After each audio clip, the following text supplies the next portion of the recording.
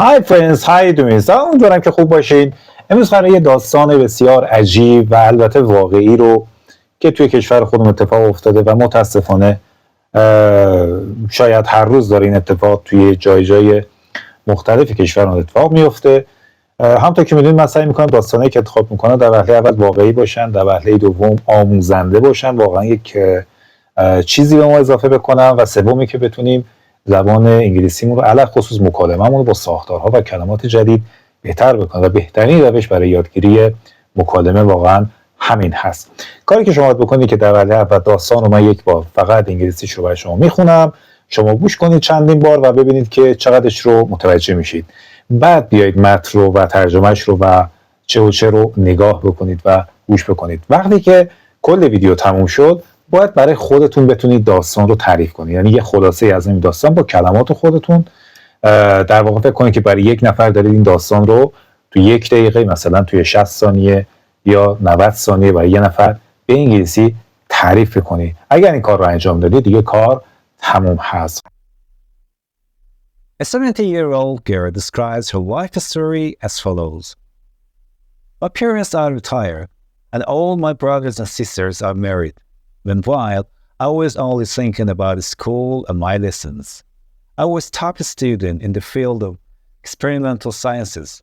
But a year ago, when I was searching online on social networks, I met a 90-year-old young man who introduced himself as a student. The relationship between Yahoo and I changed from virtual spaces to face-to-face and secret meetings. Now I was in love with him, and we kept dating.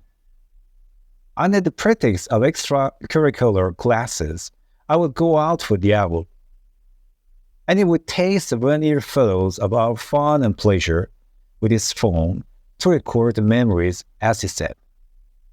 I was interested in him, and appeared next to him without headscarf. In short, after some time, Jacob made a moral request from me, but when he faced my opposition, he treated me with annoyance for a while. But when he realized my stubbornness, he threatened me to show the pictures of us together to my brother and family. I was very afraid of my brother. I was helpless and desperate, and I had nightmares every night in such a way that I started doing poorly in school. I was no longer an excellent student. Despite this, Jacob always came in front of my school and disturbed me, but I didn't say anything to my family out of fear. Until one day, when I returned home from school, my brother attacked me and severely beat me. My mother also broke my phone, and I just found out that Yahoo had carried out his threats. By sending pictures and text messages to my brother's phone, he claimed that he had an illicit relationship with me. Although I shouted that I didn't have a relationship with him, but those pictures said something else, and no one believed my words.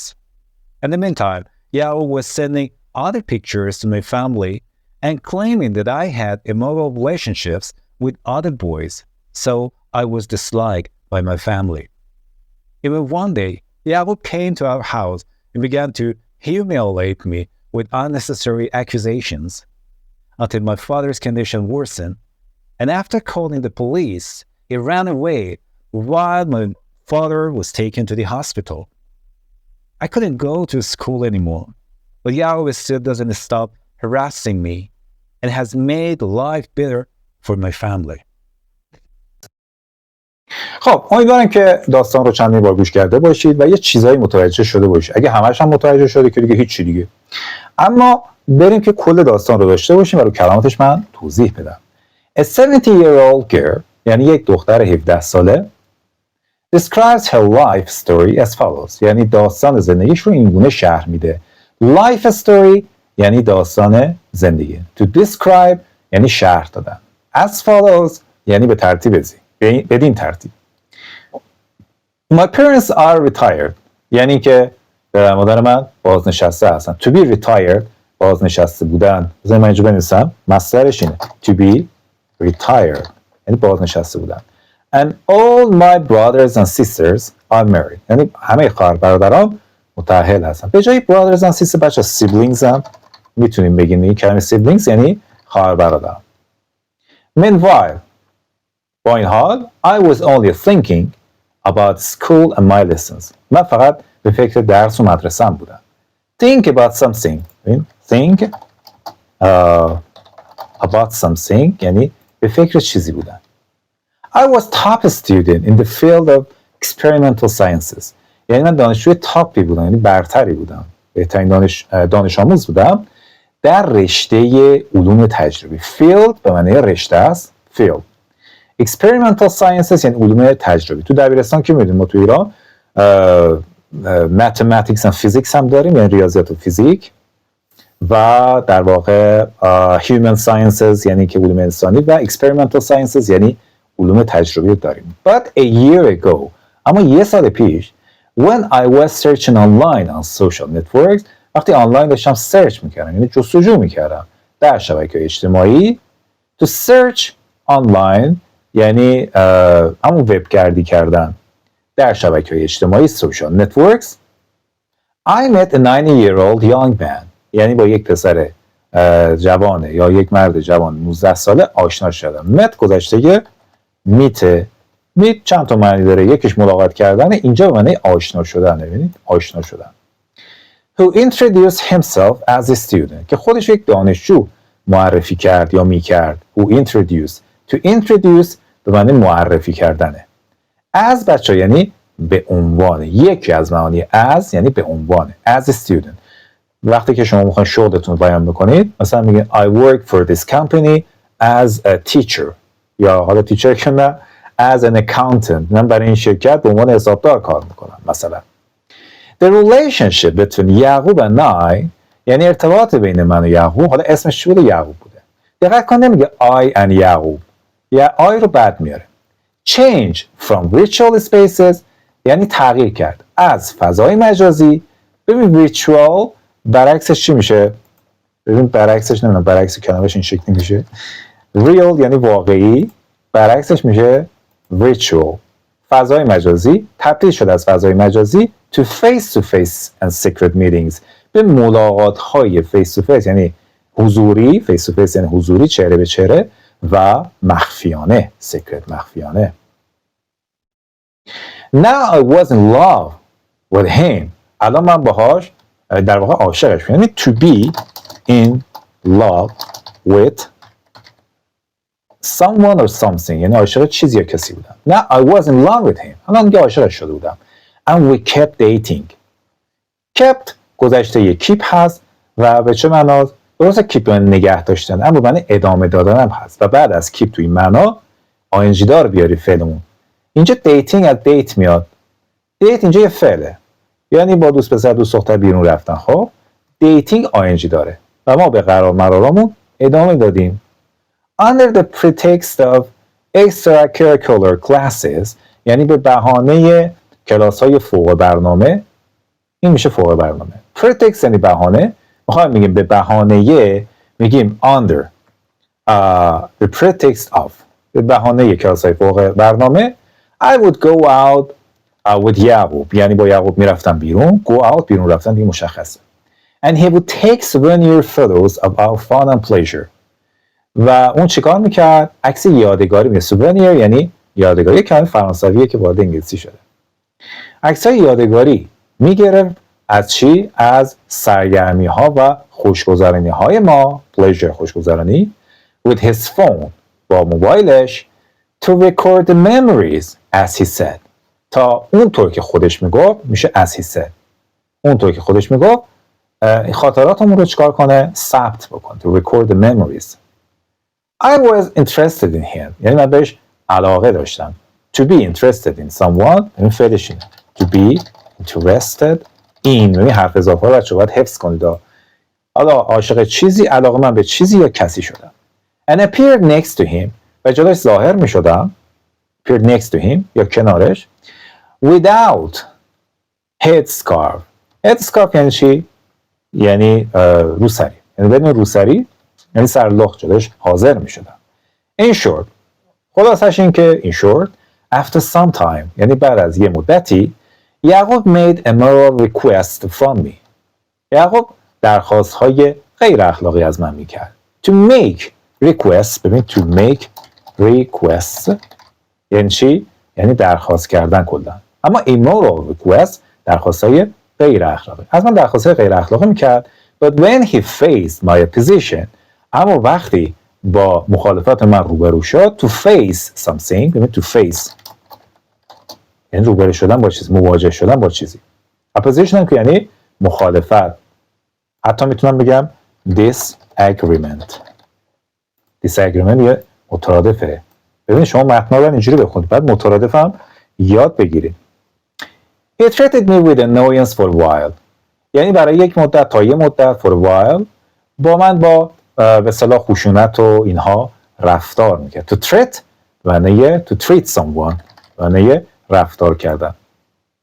But when he realized my stubbornness، اما وقتی متوجه لجاجت و اصرار من شد که من این کار رو نمیخوام بکنم، realize یعنی متوجه شدم، اما stubbornness یعنی لجاجت، سرسختی. It threatened me یعنی منو تهدید کرد. It threatened me to show the pictures of us together که عکس‌های ما با هم رو یعنی عکس‌های دوتاییمون رو نشون بده to my brother and family به برادرم و خانواده‌ام نشون بده. I was afraid of my brother. من از برادرم میترسیدم. To be afraid of to be afraid of یعنی از چیزی ترسیدن یا to be scared of این هم میتونیم بگیم یعنی وحشت داشتم ترسیدم. I was helpless and desperate یعنی من desperate یعنی ناامید و سرخورده و به اصطلاح بی‌پناه شده بودم. helpless آدم که helpless یعنی نمیدونه چی کار بکنه. And I had nightmares every night و هر شب من کابوس داشتم یعنی کابوس میدیدم. تو فارسی میگیم میدیدم ولی توی انگلیسی نمیگی I saw nightmares. نه I had nightmares every night in such a way that همه اینا یعنی به گونه‌ای که یعنی در نتیجه به طوری که I started doing poorly in school یعنی یواش عمل کردم توی مدرسه تو درس و تحصیل اینها بد شد ضعیف شد. To do poorly in something یعنی عملکرد ضعیف توی کاری داشتن. And was I was no longer an excellent student. دیگه من اون دانش آموز عالی و تاپ نبودم. نه دیگر میشه no longer. Despite this یعنی با تمام این اوصاف با تمام این وجود despite this یعقوب always came in front of my school یعنی یعقوب همیشه میومد جلوی مدرسه من and disturbed me یعنی مزاحم من میشد. تو disturb مزاحمت ایجاد کردم. But I didn't say anything to my family out of fear. اما من از ترس به خانواده‌ام هیچی نمیگفتم. I didn't say anything یعنی هیچی نمیگفتم to my family out of fear. Out of fear یعنی از ترس. Until one day تا اینکه یک روزی when I returned home from school وقتی من خونه برگشتم از مدرسه my brother attacked me یعنی برادرم به من حمله ور شد. attack یعنی حمله کردن. این attack میتونه physical باشه یا spiritual باشه مثلا میتونه ذهنی باشه. and severely beat me و به شدت منو کتک زدن. severely یه قیده الوایی داره که تو اون 100 تا قیده فکر میکنم اینم گفته بودم یعنی به شدت. beat me beat یعنی زدن کتک زدن. گذشتهش هم همینه beat به شدت منو کتک زدن. حتی میتونیم بگیم hit هم داریم hit و beat یعنی کتک زدن. My mother also broke my phone. مادرم هم گوشیمو شکون broke my phone and I just found out that. تازه اون موقع من متوجه شدم که found out گذشته find out و به معنی متوجه شدنه. یا ما میتونیم بگیم realized میتونیم بگیم understood. هر ستاش به یک معناست و من تازه متوجه شدم که که یعقوب had carried out his threats یعنی تهدیداتش رو یعقوب عملی کرده بود. ببین had carried out. to carry out یعنی عملی کردن، انجام دادن، اجرا کردن یک چیزی. By sending pictures and text messages to my brother's phone یعنی با ارسال تصاویر و پیام‌های متنی text messages to my brother's phone ما مالکیت یک چیزی رو می‌خوایم بهشون بدیم آپوستروف اس می‌ذاریم. My brother's phone یعنی گوشی برادرم. He claimed that یعنی اون ادعا کرد که مدعی شد که he claimed that he had an illicit relationship with me که با من ارتباط نامشروع داشته. illicit یعنی حرام، حتی حرام و ممنوع. licit یعنی حلال، مشروع. illicit یعنی حرام یا نامشروع. Although I shouted that I didn't have a relationship with him. although یعنی هرچند، بسیار بسیار مهمه. هرچند I shouted that یعنی من داد زدم که ارتباط اون نداشتم. But those pictures said something else. اما اون تصاویر چیزی دیگه ای رو میگفت. Something else. And no one believed my words. و هیچ کسی به حرفای منو باور نمیکرد. Word اینجا یعنی حرف، نه کلمه. In the meantime یعنی ضمناً یا در واقع به علاوه. حتی میتونیم بگیم in addition. اجازه بدید من اینجا تایپ کنم. In the meantime میشه in addition یعنی به علاوه. یعقوب was sending other pictures to my family. یعنی یعقوب داشت عکسای دیگه رو هم، تصاویر دیگه هم برای خانواده‌ام میفرستاد. claiming that و ادعا میکرد که I had immoral relationships with other boys. یعنی ما پسرای دیگه من روابط نامشروع یا غیر اخلاقی در واقع داشتم. So I was disliked by my family. به همین خاطر خانواده از من بدشون اومد.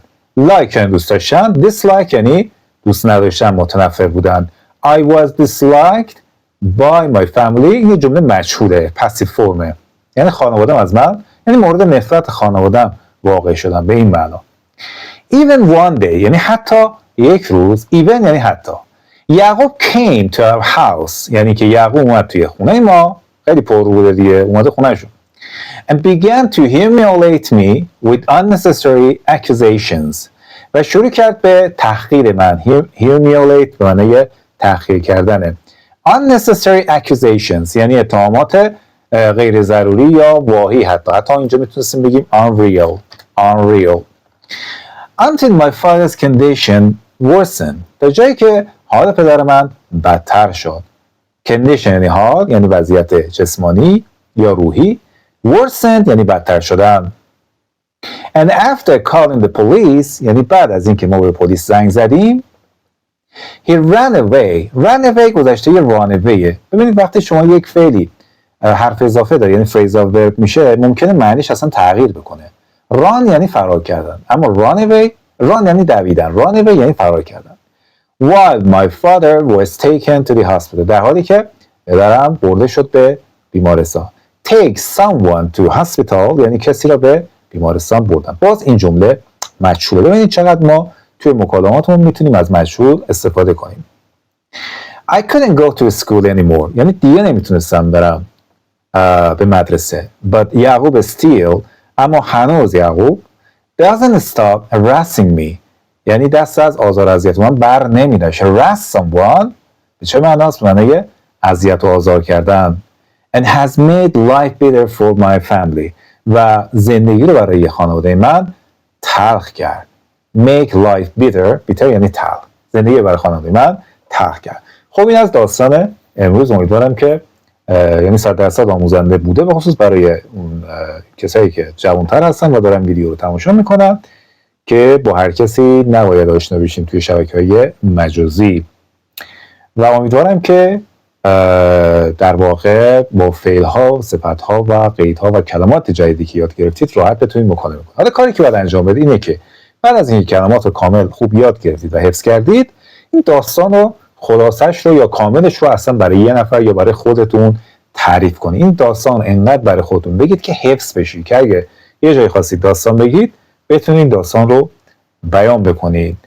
خب مرسی از اینکه تا اینجا ما رو تماشا کردیم. مرسی از کسایی که حمایت میکنن و حتی اونایی که حمایت نمیکنن ولی ویدیو رو تماشا میکنن.